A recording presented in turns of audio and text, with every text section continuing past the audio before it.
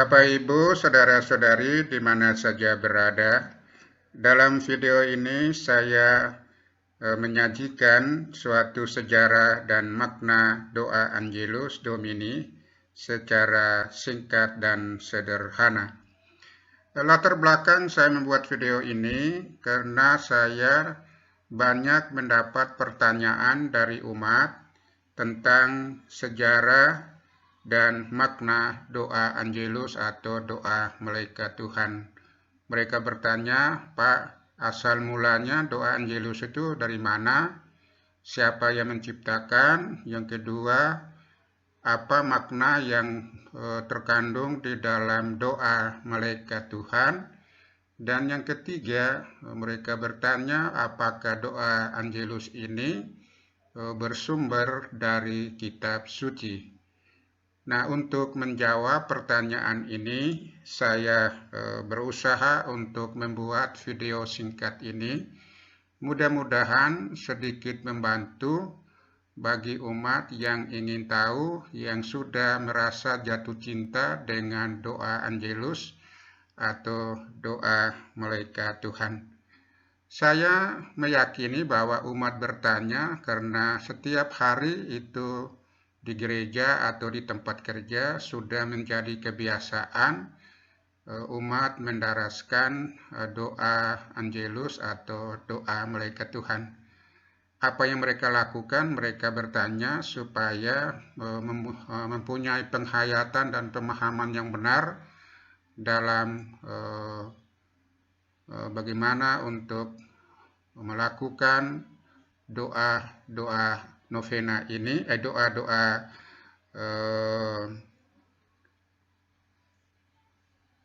malaikat Tuhan ini yang kita sebut dengan salah satu doa devosi di dalam gereja Katolik. Jadi doa devosi itu ada banyak dan doa malaikat Tuhan ini merupakan salah satunya.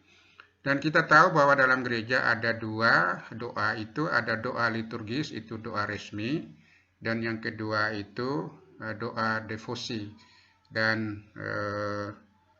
doa malaikat Tuhan ini merupakan salah satu doa devosi. Saudara dan saudara saja berada, sesuai dengan literatur yang saya baca, bahwa doa malaikat Tuhan ini mulai dipopulerkan itu sekitar abad ke-16. Doa ini dipopulerkan oleh para pengikut Santo Fransiskus.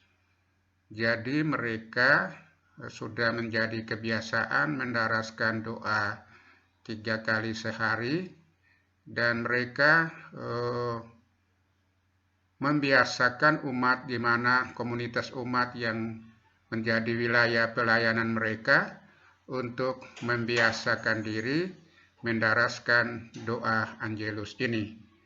Jadi doa ini berkembang di kekristenan Barat, bahkan sampai sekarang ini berkembang sampai di Indonesia.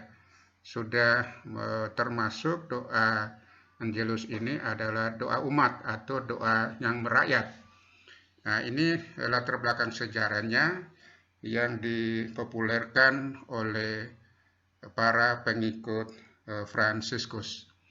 Saya banyak baca di internet, banyak orang menulis tentang sejarah doa Angelus ini. Ada beberapa tulisan yang menyatakan bahwa doa Angelus ini dimulai pada abad ke-11.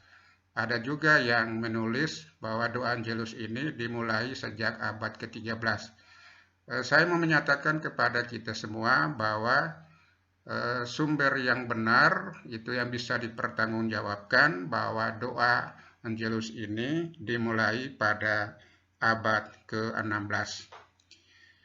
Dan yang berikutnya bahwa doa malaikat Tuhan ini merupakan suatu rumusan ibadah rakyat sebagai pengganti bagi rakyat itu sesuai dengan ibadat resmi atau doa harian liturgis. Jadi ini umat digantikan dengan doa Angelus sebagai pengganti doa harian liturgi.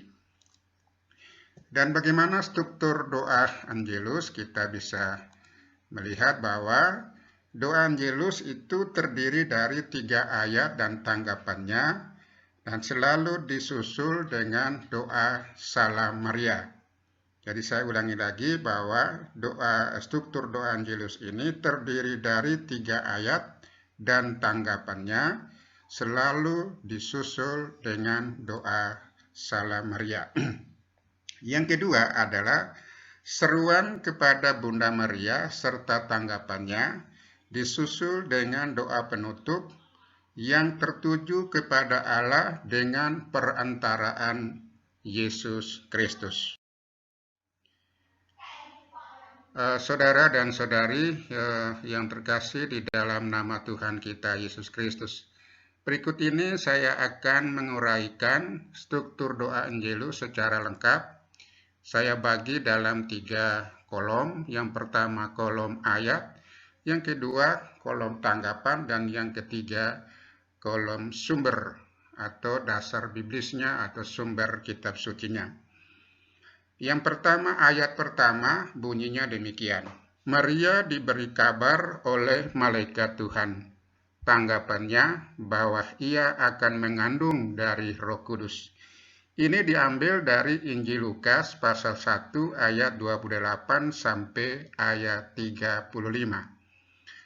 Ayat yang kedua bunyinya demikian, aku ini hamba Tuhan, lalu tanggapannya, terjadilah padaku menurut perkataanmu.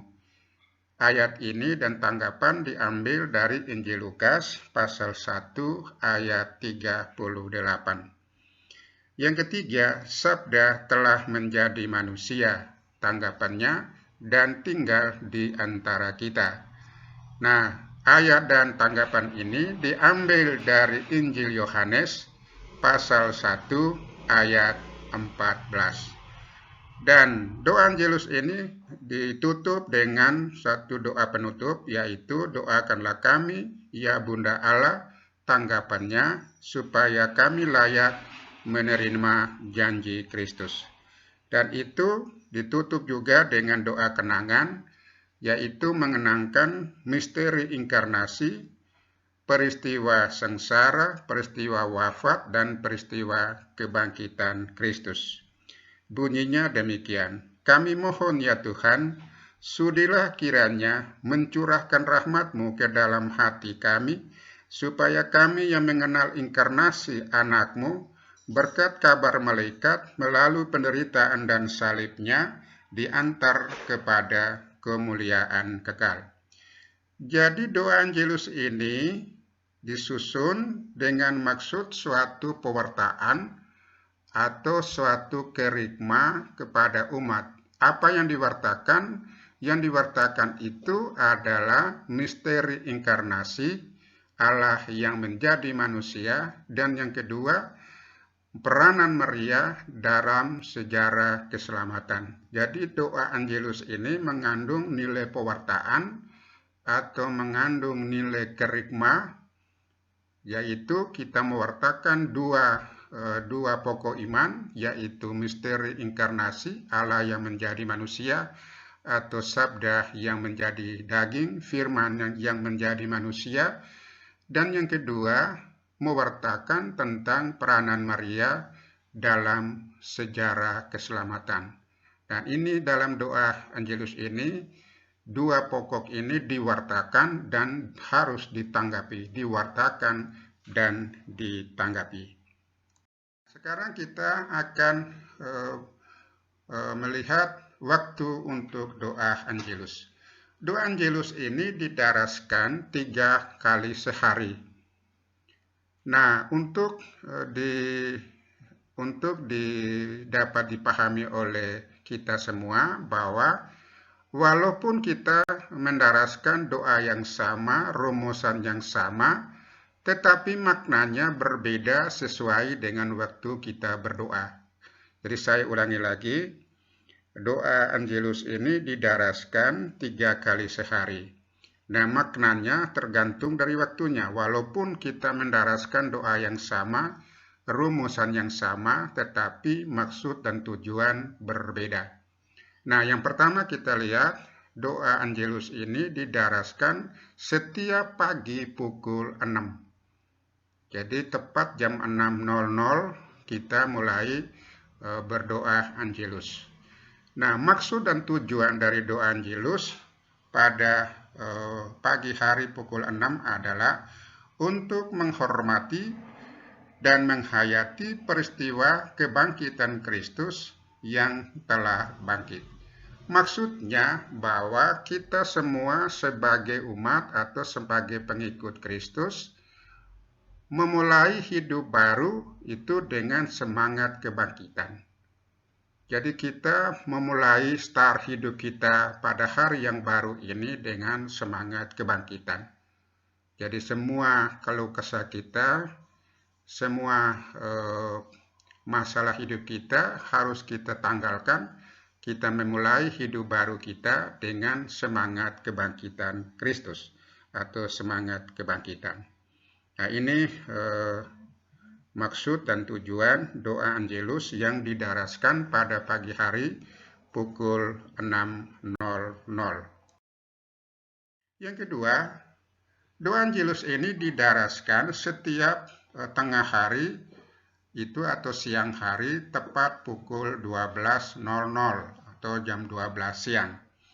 Maksud dan tujuan kita mendaraskan doa Angelus pada siang hari ini adalah mengenangkan, menghormati, dan menghayati peristiwa sengsara Kristus. Jadi, saudara dan saudari, jam 12 siang ini sangat panas. Jadi kita yang bekerja di kantor juga mengalami kehausan, bisa jadi kita banyak pekerjaan, situasi lapar waktu itu. Begitupun juga saudara-saudara kita yang kerja di ladang, itu suasana panas membuat kita keringat dan rasanya menderita. Begitu juga teman saudara-saudara kita yang bekerja di bangunan, di pelabuhan, kita bisa membayang sendiri bagaimana jam 12 siang ini situasi yang sangat menderita. Dan situasi seperti ini kita mendaraskan doa Angelus ini maksudnya seluruh penderitaan kita, seluruh pengorbanan kita satukan dengan pengorbanan Kristus tersalib. Kita satukan dengan sengsara Kristus. Nilai yang kita hayati di situ adalah pengorbanan. Kristus mengorbankan seluruh hidupnya untuk keselamatan kita. Begitupun kita mengorbankan hidup kita, tenaga dan pikiran kita untuk keselamatan orang lain, untuk kebahagiaan sesama kita. Jadi kita mendaraskan ini pukul 12 siang, maksudnya kita mau menyatukan seluruh penderitaan kita dalam pekerjaan kita dengan sengsara atau penderitaan Kristus. Yang ketiga, kita mendaraskan doa Angelus itu pada sore hari, tepat pukul 18 atau jam 6 sore. Maksud dan tujuan kita mendaraskan doa Angelus pada sore hari adalah untuk mengenang, menghormati, dan menghayati peristiwa inkarnasi Allah yang menjadi manusia.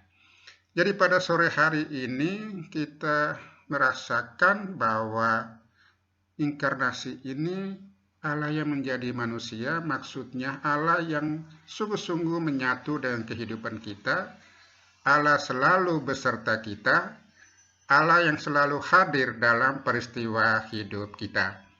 Sehingga kita sungguh-sungguh merasa kehadiran Allah dalam seluruh peristiwa hidup kita. Jadi inilah kita berdoa Angelus pada sore hari. Kita mau mengenang bahwa seluruh peristiwa hidup kita Allah selalu hadir dan Allah selalu menyelesaikan persoalan hidup kita tepat pada waktunya dan Allah tidak pernah terlambat.